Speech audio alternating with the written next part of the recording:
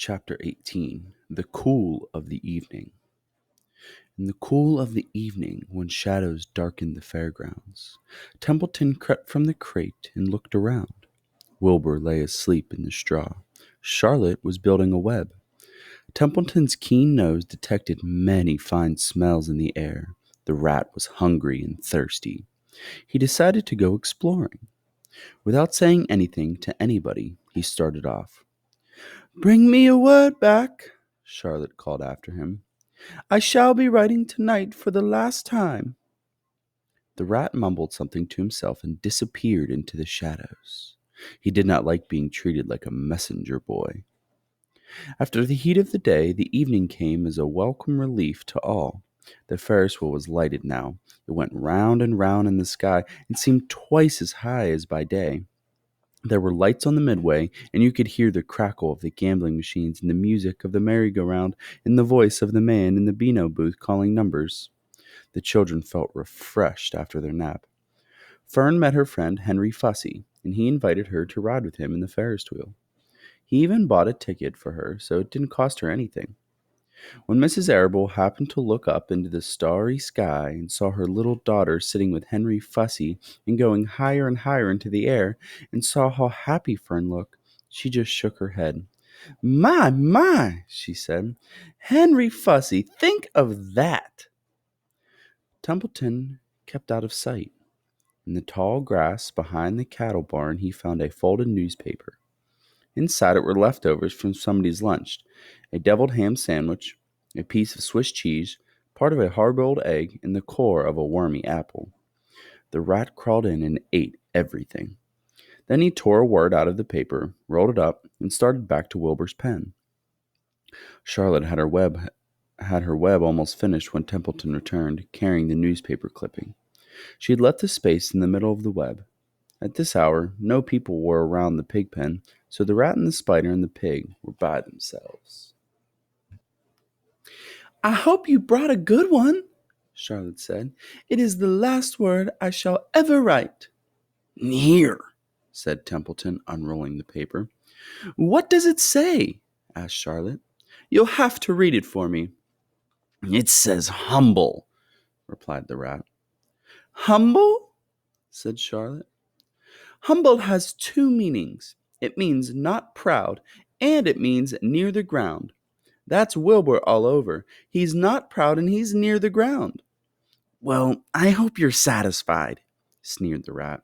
"I'm not going to spend all my time fetching and carrying. I came to this fair to enjoy myself, not to deliver papers." "You've been very helpful," Charlotte said. "Run along if you want to see more of the fair." The rat grinned. "I'm going to make a night of it," he said. "The old sheep was right. This fair is a rat's paradise. What eating and what drinking! And everywhere good hiding and good hunting. Bye-bye, my humble Wilbur. Fare thee well, Charlotte, you old schemer. This will be a night to remember in a rat's life." He vanished into the shadows. Charlotte went back to her work. It was quite dark now.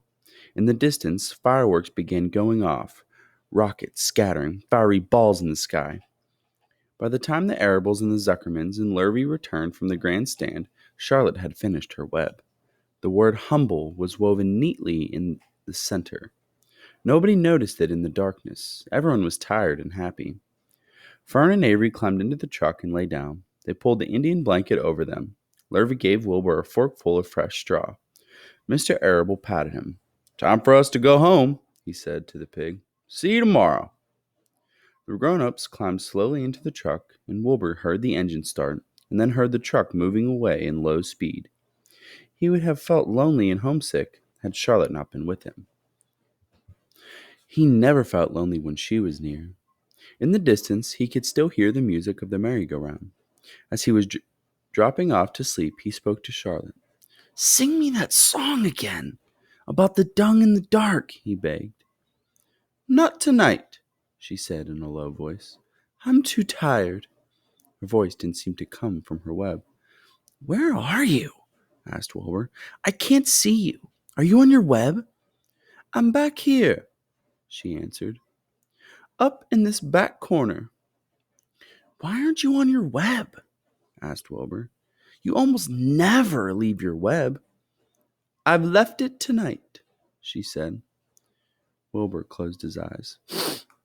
Charlotte, he said after a while, do you really think Zuckerman will let me live and not kill me when the cold weather comes?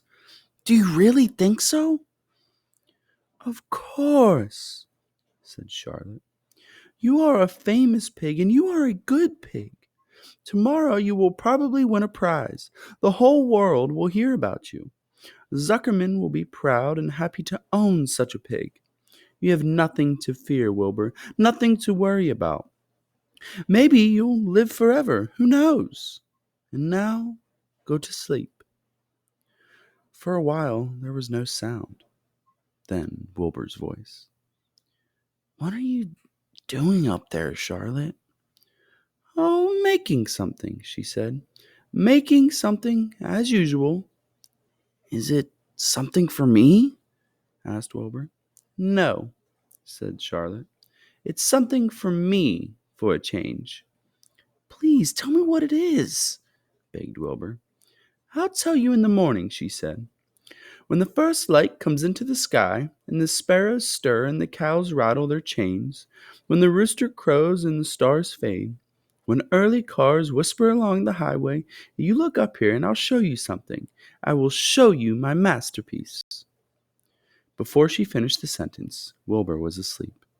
She could tell by the sound of his breathing that he was sleeping peacefully, deep in the straw. Miles away at the Arables' house, the men sat around the kitchen table eating a dish of canned peaches and talking over the events of the day.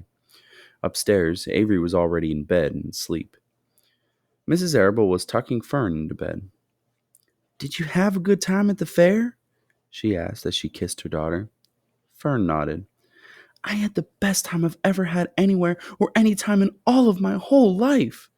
Well, said Mrs. Arable, isn't that nice?